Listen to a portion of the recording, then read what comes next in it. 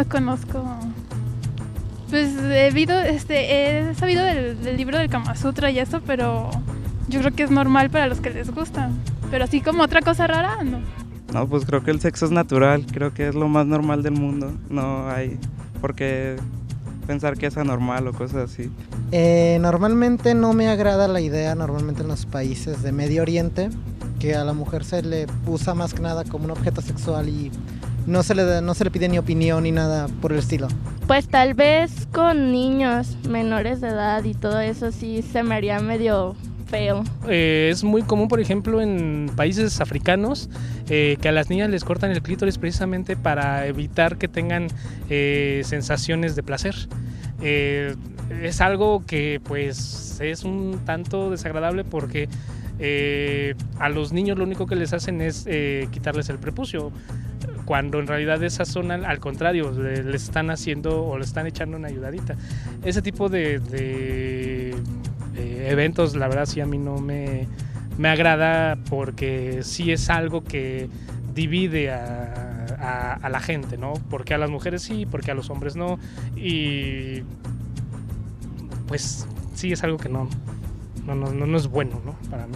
Tal vez son diferentes a las nuestras, pero no me parece que sean incorrectas o correctas a comparación a la nuestra, porque pues ya depende de cada cultura, sus tradiciones, pues sí, toda su historia, lo que conlleva a lo que actualmente son. Simplemente es diferente.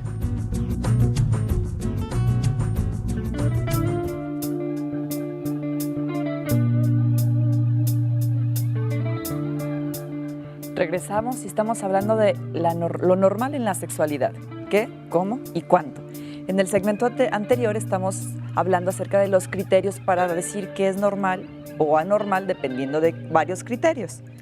Sí, vamos continuando. Habíamos hablado del estadístico, del biológico filogenético, del moral, y podemos meter ahora a hablar del social junto con el legal. Las sociedades deciden muchas veces por gustos, por costumbres, por modas, por grupos dominantes, qué se vale en la sexualidad y qué no se vale. Y esto también está muy pegado a las leyes. Sin embargo, en la sexualidad no podemos aplicar todo a esto, por ejemplo, ¿no?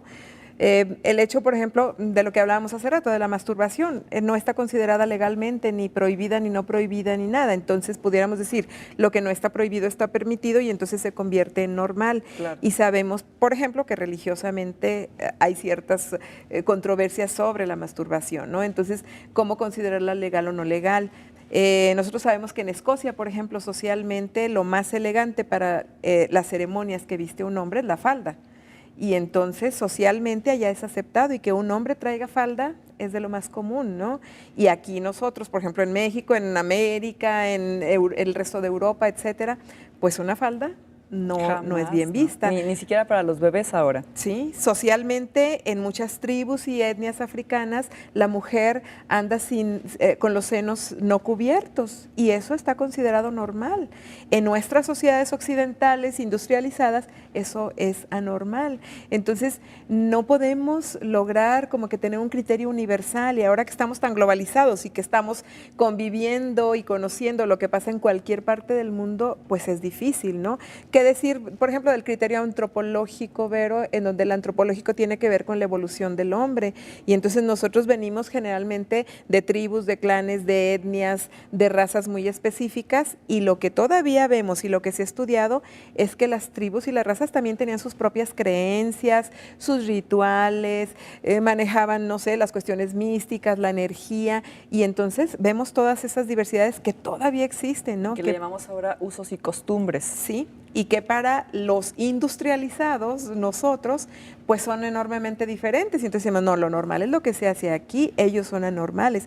Eso es muy difícil, ¿no? Y bueno, por último, el criterio de la salud mental, ¿no? Que habla de lo que a la persona lo haga sentir bien en el aspecto de la salud completa, física y mental, ¿no?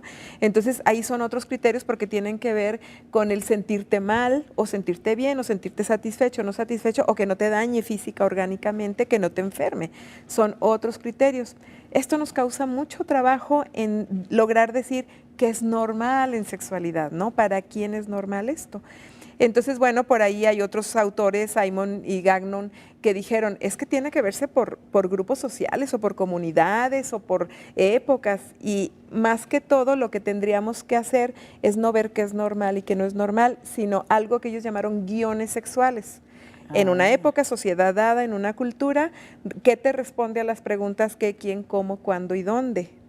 Que se vale en sexualidad, cómo, con quién, cuándo y dónde, y eso es aplicable para ese grupo social, para esa época, ¿no? Entonces, bueno, es otra forma de estar buscando qué es lo normal y que no nos cause tanto conflicto, porque incluso lo que decimos, bueno, lo que no te cause a ti miedo, una sensación de desagrado, pero si yo no estoy muy sana espiritualmente, mentalmente, etcétera, pues entonces a lo mejor lo que yo considero que me siento bien, pues no es, tampoco es sano, digamos. Entonces tendríamos que hablar de todo un trabajo psicológico para que yo esté sana y entonces poder aceptar las cosas sin que me cueste trabajo. Sí, sí, y definitivamente a lo que se ha llegado en la sexología, en la ciencia sexológica, tiene que ver con que ya no podemos hablar de normal y anormal precisamente por esas diferencias. Entonces nosotros podemos decir frecuente y no frecuente. Okay.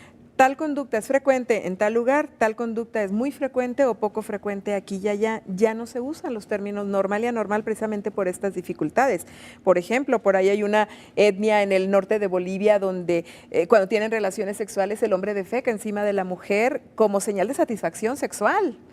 Y gracias. Entonces nosotros, sí, como un agradecimiento, y la mujer dice, ya la hice, ¿no? O sea, pero si nosotros no lo aplican en México o en América o en los países industrializados, vamos a decir no nos gusta eso, que es parte de algo que se llama coprofilia. Pero hay sociedades industrializadas que juegan, por ejemplo, con el excremento durante la relación erótica, y eso se les hace satisfactorio. Y entonces, en vez de nosotros ponernos a decir es normal, no es normal, ¿con qué criterio?